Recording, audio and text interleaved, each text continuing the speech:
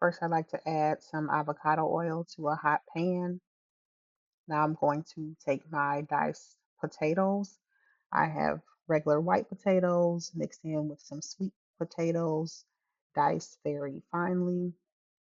And I'm going to saute that, get those nice and brown and soft. And then after those are done cooking, I am going to remove them from the pan before I cook the ground bison. Now I'm going to add some shallots to the potatoes, add a nice little flavoring along with some white onions.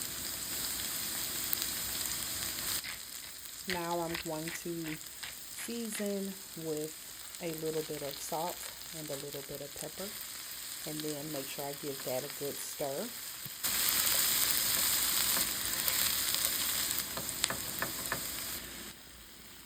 And then I'm going to add fresh minced garlic right towards the end of the cooking process so that the garlic does not burn and give the dish a rancid taste. Now I want to make sure that I wipe the pan from any remnants remaining so that nothing sticks to the pan and cause it to burn prior to me adding back more oil and then adding in the ground bison. You want to make sure your pan gets back up to temp so that you can get a nice crisp sear on your meat. That extra caramelization from getting your meat nice and brown also helps to deepen the flavor. And then I'm going to go in and add in a little adobo seasoning into the ground bison. I'm kind of leaving the liquid in just because bison is some meat, but I don't want it to dry out on me. When it comes to ground meat, you want to cook all of your ground meat to temperature. Not like if you were doing like a whole piece of meat, like a steak or something. So I drain some of the liquid out.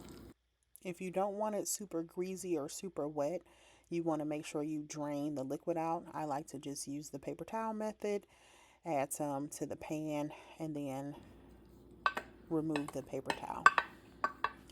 Now I'm adding back in, now that the meat is cooked, I'm going to add back in my potato, onion, garlic mixture.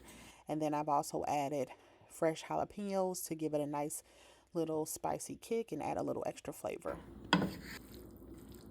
One more taste test.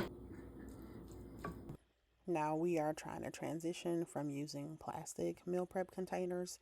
So I do have these glass meal prep containers that we now have for meal prep meals, but also for food storage. So I'm just gonna set this hot mixture to the side before I start the cooling process, and then I'll prep it out for our lunch. Stick to the cooling guidelines of the two-step cooling process. When it comes to checking the temperature of certain food, you have so now I'm going to use the same pan, add a little bit of oil back, get it back up to temp, and then add some fresh cut zucchini and squash to pair with the bison bowl that you all just saw me make. And then we have a complete dish. So we got some potatoes, onions, bison, and then some zucchini.